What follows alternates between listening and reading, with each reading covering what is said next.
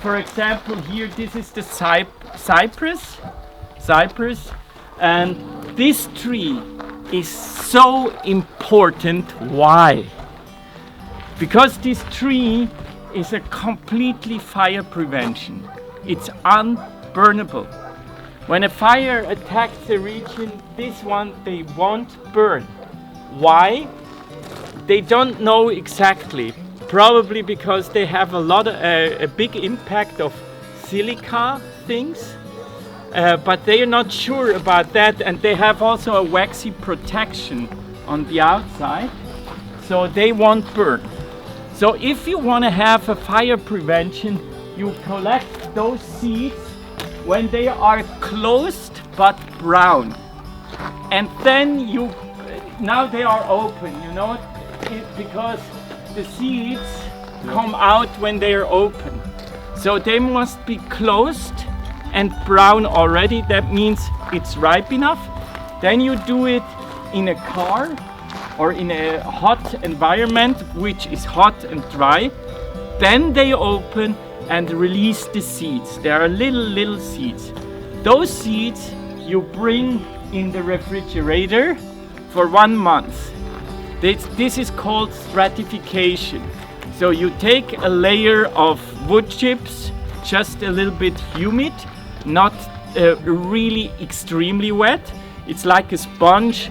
When you squeeze, a little water should come out, but not a stream of water. You make a layer of wood chip, then you put the seeds on it, another layer of wood chip on top, in a bag, close the bag that no air comes in, and then you leave the seeds for 6 months in the refrigerator. And then you take them out and you plant them. What I do is I plant those trees very densely in one pot, and they are not competing. When they are young, it's the opposite. They are pushing each other. You know, they are in cooperation.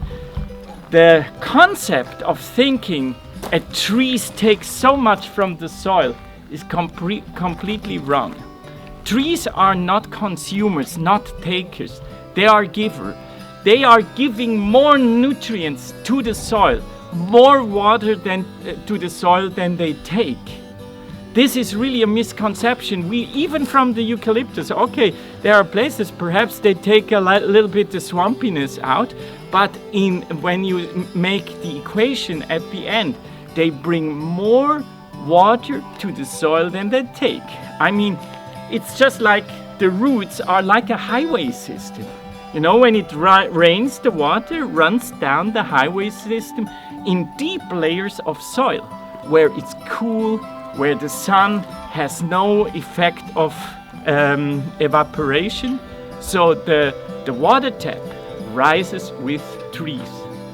So another important tree is the eucalyptus over there. Of course, the eucalyptus, when planted in a monoculture system, it's not a great tree because it looks like it depletes the soil.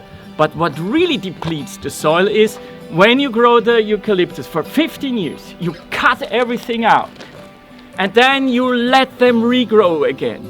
You cut everything out again. Of course, after a while, the soil is depleted. Because it's also in a garden, you can also make the equation. When you take like tons of veggies out and you bring 500 kilo of compost in, you lose every year 500 kilo of soil. But if you take 1 ton out and you give 2 ton back, you know, with, for example, eucalyptus wood chips, this would be a possibility. You build soil, you know.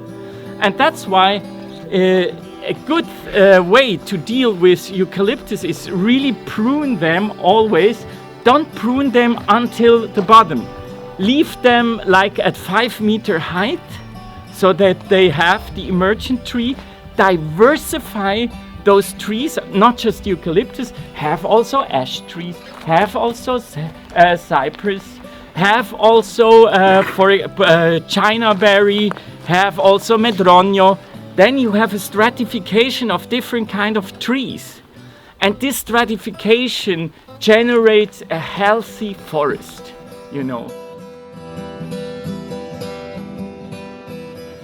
The reason why we started this initiative was actually because I came here very spoiled from Germany. I had my own organic shop, always great veggies and fruits, because I want to support the locals and know where my fruits and veggies are coming from.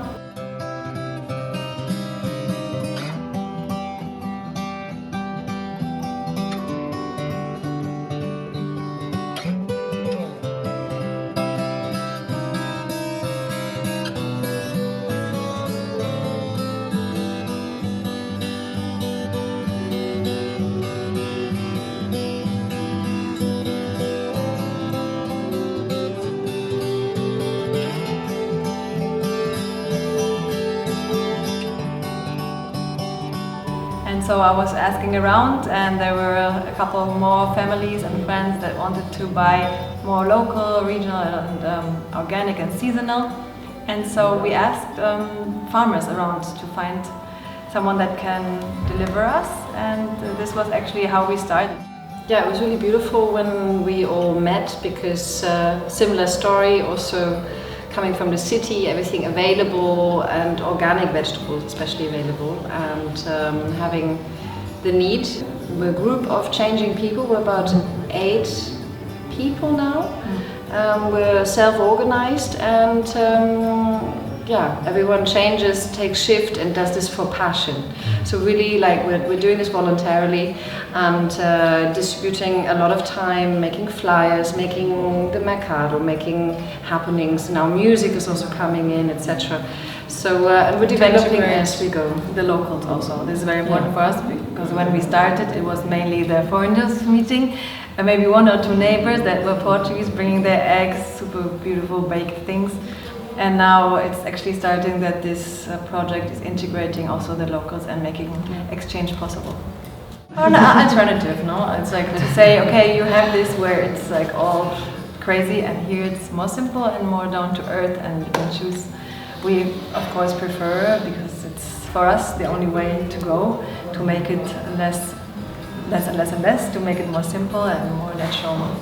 And the locals are really happy and full of life again, because it's older people also, no? Yeah, they know that at least Tuesdays they can have here some movement going yeah, in and out of people, and I think we are really happy. Today was I think first time one lady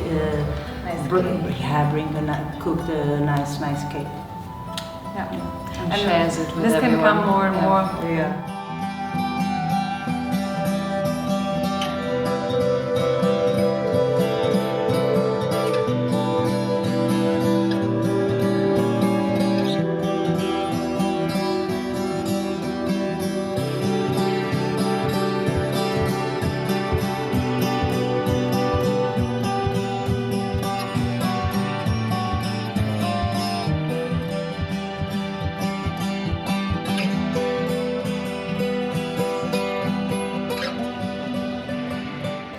Qual é o seu maior conselho para nos dar, para nós tratarmos bem da terra aqui à volta?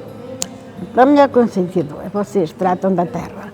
Põem o adubo, arranjam o cabo ou lavram conforme mexer na terra, assim. Não é? E depois chamei-na, mas ponham o estrume.